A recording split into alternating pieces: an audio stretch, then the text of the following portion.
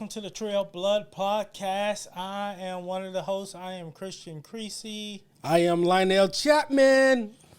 Ira Childs. And today's special edition, Christmas edition, we are going to be discussing two films titled, the first film is Silent Night, Deadly Night and Black Christmas. And the title of today's episode is The Tale of Two Billies. A Christmas story. A psychological slasher. So, Well, we had a quick hiatus. Yep. Did a few films, short films, yep, and now we're back. we're back. Yes, we're Yeah. back. Now Yep. we're back. We're back. And what's the perfect time to be back to in the holiday season, the Christmas season? Chestnuts roasting on the open fire. That's where we do podcasts about singing. All right, so we're going to kick it off with our first film, We're going to kick it off. Let's talk about Silent Night, Deadly Night. 1984. Yes, 1984. It was directed by Charles E. Smiler Yeah, Junior. Jr. Okay, the box office for this film was $2 million in budget. Actually, no, the box office was $2 million. That's how much it made. But the budget was $750,000. Yes, sir. And the film was originally called Slade Ride. Sleigh Ride. And so too, this also on its debut outsold Nightmare on Elm Street, which is also came out in November in '84. So But it was cut short. Why was that?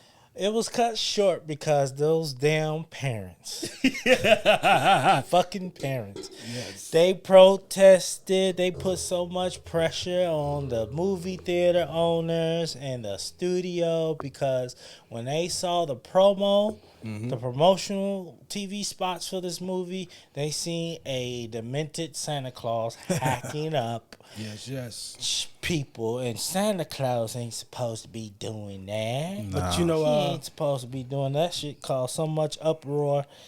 It was also with that too was the that also started. If you ever look at Going to Pieces, the documentary of the '80s slasher genre in the '80s, that triggered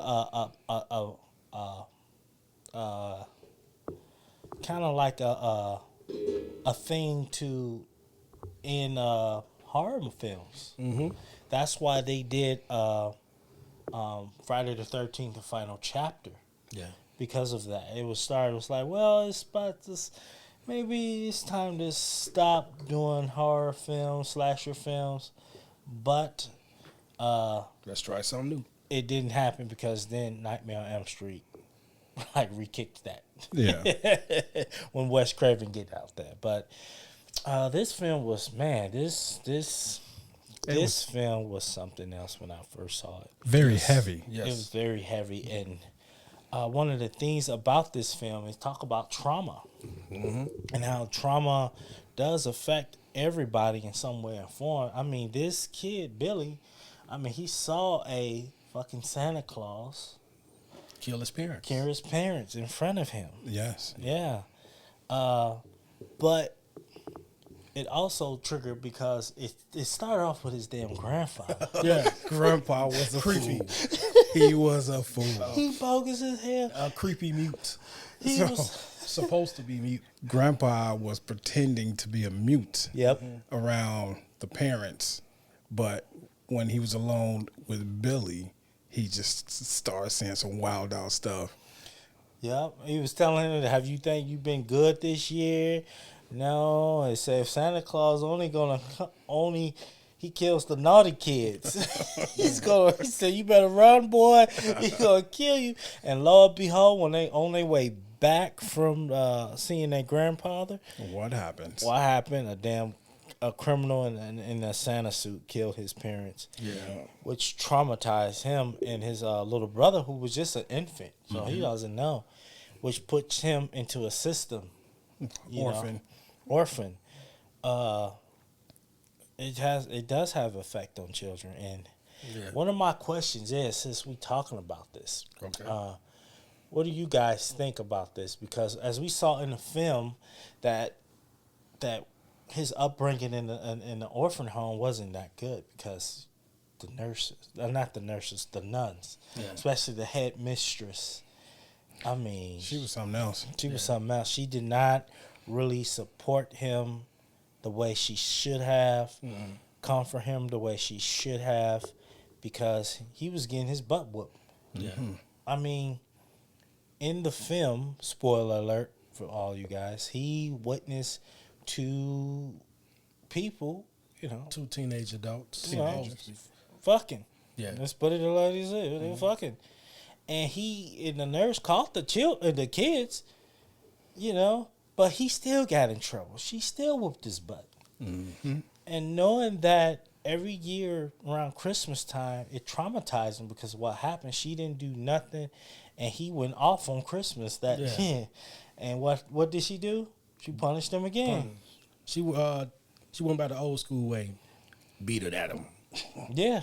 Beat him. So, which leads to my question: do you think, even today's society, that the system failed Billy?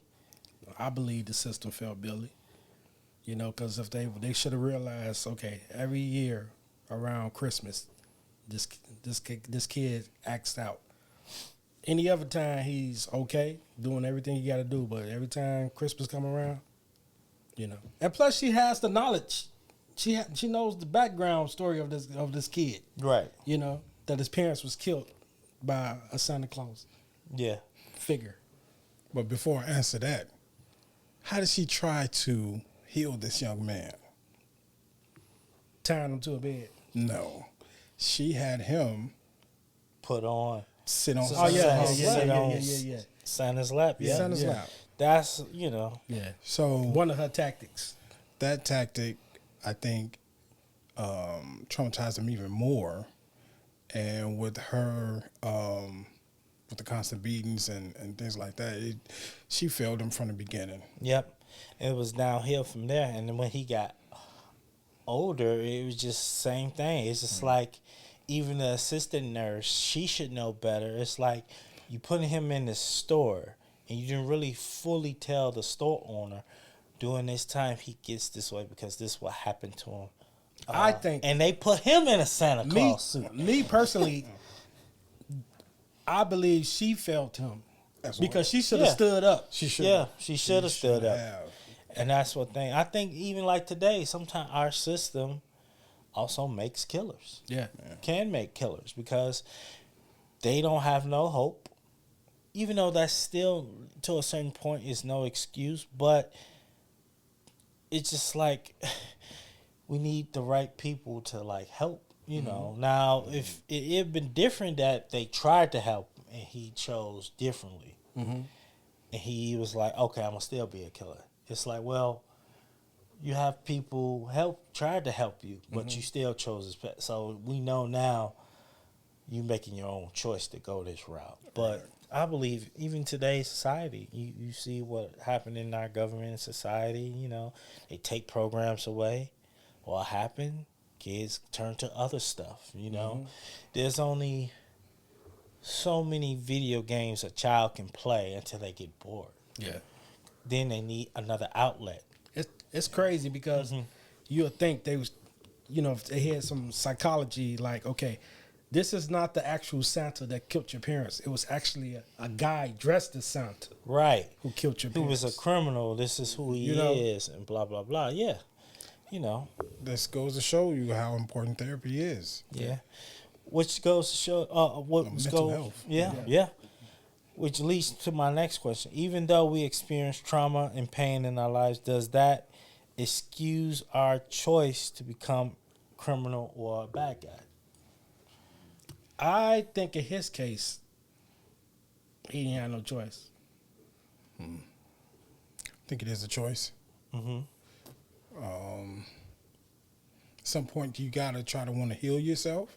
Yeah. But if you don't want to heal yourself, this is the outcome. Right. You try to get some type of help. You know that something is not right in your head, or you're having these thoughts and stuff like that, and try to reach out to somebody to get some help. But during this time, was that like a big thing, or I don't know. Yeah. But man, but watching that movie, he went downhill from there, man. I mean, it was like the same reoccurrence in that scene when he was Santa Claus. He was in the back breaking, and he saw his coworkers. He saved one from being raped, but she didn't do it. No. And he just snapped, took that hatchet, that axe, and just went to town on folks. And on top of that, I think the bullying really kicked it off. That too. That From too, the- yeah. From a coworker. From the coworker, yeah. Yep.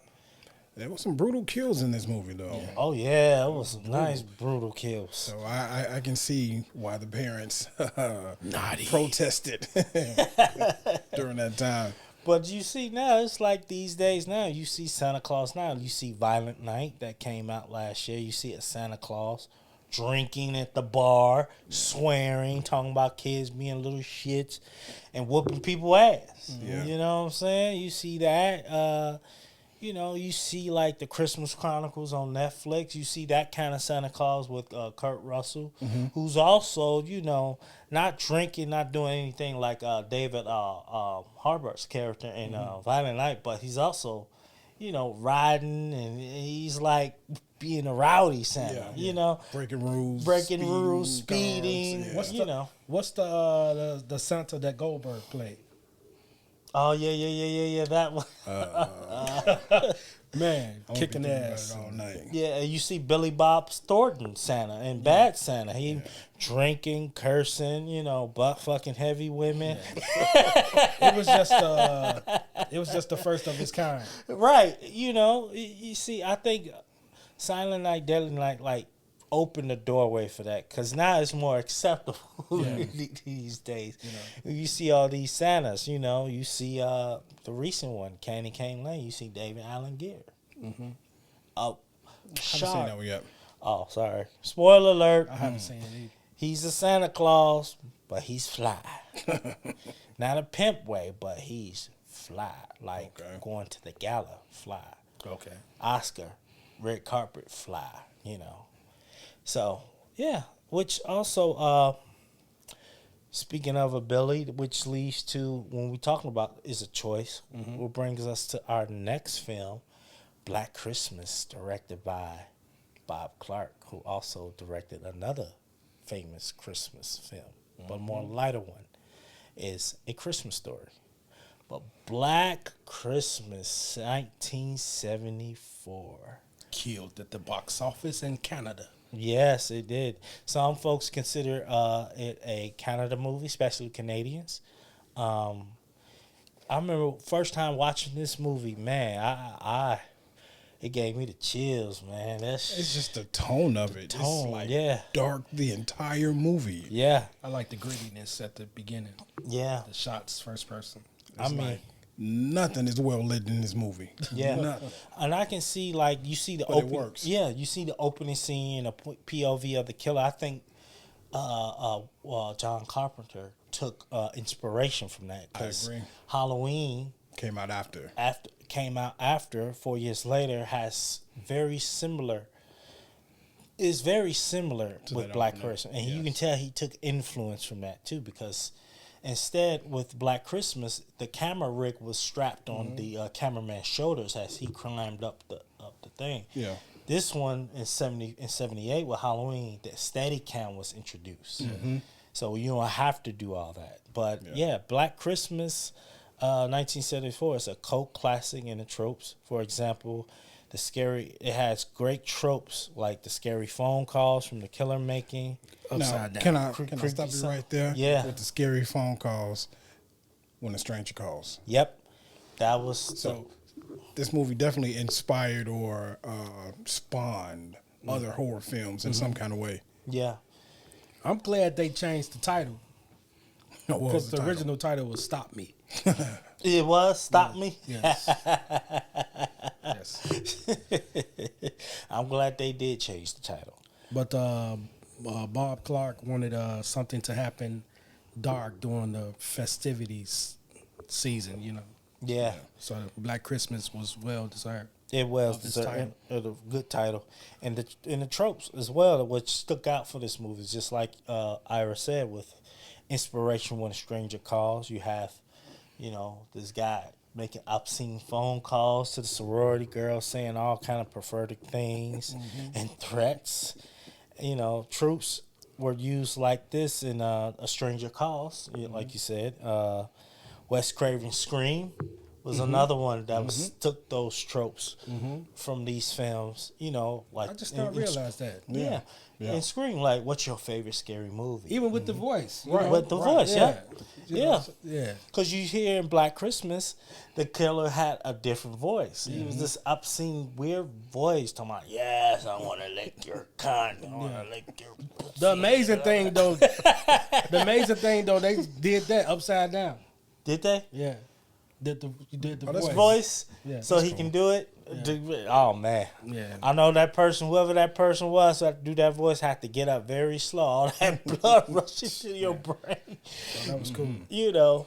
And also, what I do love about it, because you have the late John Sachs and what's her face who played Lois Lane in the original Superman. La, la, la. You got me on that one. Yeah, you got me. Yeah, we can go to Google. I mean, we can Google it. You got me. But John Sachs, legend. Yep. All the horror movies, Nightmare on Elm Street. Yeah, see, the use of suspense to scare the audience was executed perfectly. Also, the build up and the fear, not knowing what was coming, to help with the suspense. That's what got me when I watched this film with gave me the chills for the first time, because I didn't know what the hell was coming next. And I like about this film also is the themes that they talk about in this movie, like such as abortion. They touched on where you see this Billy and his girlfriend, who's also part of sorority. She was pregnant, and this whole debate of rather keep the baby or women's bodies, having ownership of their bodies. He wanted to discuss it. He wanted to start a family with her. She didn't. She wanted to, if you, spoiler alert, you see they had that discussion when he's in her sorority house. Yeah. I believe the actress you all were referring to is Margot Kidder. Okay. Mm-hmm. Yeah. Oh, it was in hope it didn't kill Superman. her. Superman. Yeah. Hope he didn't kill her name, But Rest in peace. Because she was also in a remake of Halloween 2. She played the therapist. oh, nice. In Rob Zombie's Halloween. Okay. Yeah, she played the therapist for Laurie. But yeah, this film did touch on these themes like that too, about Abuse and all that. abortion and stuff like that. That was not afraid, to talk about. So it kind Especially of pushed the envelope on, not just horror, but like social issues. social issues. Like we still today, like we people today still have pro-life. Some are pro-choice. About women's rights too. Yeah. So that's what I love about that, which also brings back this question. Okay. Do you think this Billy, who turns out to be the killer in this film, you think that was by choice or by mental health? To me, I think it was a choice. I think this Billy had a mental illness. But maybe I'm getting my stories mixed up with I think the 2000s remake. Yeah. Because his mom, or they were like, it was an incest thing or something. Yeah, I think when we was doing the research, Am I getting it mixed up? I think that was a 2006 version. yeah, the 2006 version. Yeah, that was the 2006 version. This one was by choice because he knew what he was doing. I mean, the guy was clever. I think it's a mixture of both. Yeah. Because, Why do you say it's a mix of both? Because you get something mental ain't clicking up here for you to do these acts. yeah. Because because the movie does start off his point of view. That's him sneaking in the sorority house. He's killing one of the sorority women, and he's making obscene phone calls. He's using the same the phone in the house in the other room. Creepy. So premeditated. Yeah, it's premeditated. So this is prior to what's leading up to what's happening that night and the night after, which everything took place the night after. Not to mention, he's a musical. He wants to play in it's classical musical pianist. He failed that, and not to mention at the top of the film, they already established the relationship. Him and his girlfriend is having problems. You hear the phone call, right? You hear him talking like, "Look, I've been up all day working on my audition for the such and such. Yeah. I don't got time for these games." So I'm gonna come over. I'm gonna come over tomorrow, and she tell him she's pregnant, and he's liking it, and she don't want the baby, and he's threatening her. He's making her, "You ain't gonna have this baby." Yeah. Then he fell at the audition, so he's already pissed. Then she's breaking up with him, or pretty much like, what's that scene? What she say? I'm not gonna give up my dreams just because your plans have changed. Yeah. So it's already building up. Yes, So that boiling point. that's why I think it's kind of like a choice, because I think they was having problems as the movie established to begin with. Who knows? He could be that one who killed that other missing scene, because that was the sub Right. plot Going into it. going into it. It was a missing girl on campus. You had John Sax's character Yeah. doing that. So I think it was a choice. I don't know. I have to go back and rewatch it and have that question in the forefront of my mind. And I have to get back to you on that. Yeah. I don't know what you guys think. You out there in TV land and podcast land. Yeah, please let us know. YouTube, what do you guys think? You think in this Billy in Black Christmas was a choice, or he had some, or a little bit of both mental illness? You let me know. But this movie was good. Go Check it out. Definitely. It has some brutal kills. Yeah, A lot of plastic on the faces and heads, and yeah, the attic was the holding area of a lot of corpse. yep. A lot of trophies, as you put it. Yeah. Which begged the questions like, at the end, everybody cops in that house. Nobody didn't bother to check the attic. The bodies is still Nobody. up there. And mind you not, our lead actress who was pregnant, who's the heroine, why would you leave her in the house by herself? Even though I had left one cop out there, but it's like, she needs to be going to the hospital. Regardless. True. She's traumatized now. True. She needs to be going to see a therapist Yeah. somewhere. She should not be there. It's like, come on, y'all. Like, come on. And that's the thing about this movie. It was an incompetent cop, especially the sergeant. Gotta have 'em. I know. You got to. You got to. I mean, one of the funny part was that Margaret's character, she was like, he asked her, what's the phone number to the house? Oh, fellatio. He didn't know what it was. It's the new exchange. Yeah. And later on, you see the joke paid off with Right. John Sax's character look, and you see the cop, his partner over there at the desk, laughing. He was like, he was dying Do laughing. you guys think that Yeah. was the motivation for is it Dewey Oh, in Scream? in Scream? No, Scary Movie. scary movie. Scary movie. No, Scream. When he Scream. kind of goofy. He was goofy, kind of like I don't want to say incompetent cop that had some intelligence. Could be.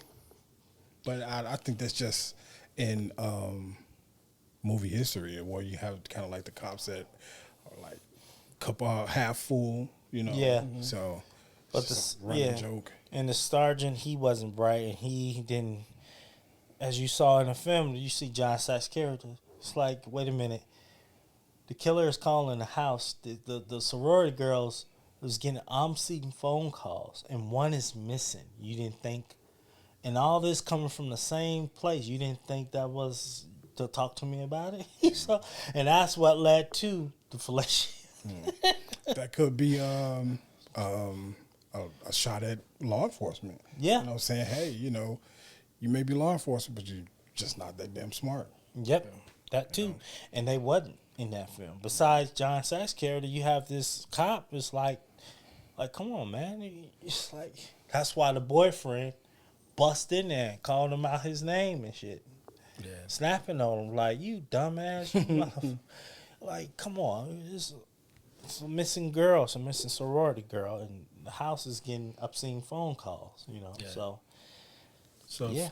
If you haven't seen this film, this is the perfect time. It's cold outside. Yeah. Get your popcorn, drink your eggnog, and you got two good films to enjoy. to enjoy. It And definitely has a lot of tension and Yeah. suspense. You will be entertained if you really give it a chance. Right. Yeah. And also, lastly, what I want to say about Black Christmas, I love it because you have the college kids swearing in front of children. That was funny. So check it out, and also, you know, follow us on Instagram, trio_3_horror. It's been a minute. But please, if you have any questions, any things you suggest us talk about, please comment, share, like. Yep, you can just subscribe with us on our TikTok too, Spotify. which is trio_of_blood. Follow us on iHeartRadio, Amazon Music, and hit us up on Spotify for all the latest episodes and everything. And you can always, if you want to see us, just tune in on YouTube. Yeah. Please like, subscribe, and leave a comment. Share away. And also, you can find us also on Facebook, too, with Trio of Blood. Just type that in. We on Facebook. Please, and until next time, stay horror. Stay scared, my horror friends. Yes. This is us signing off.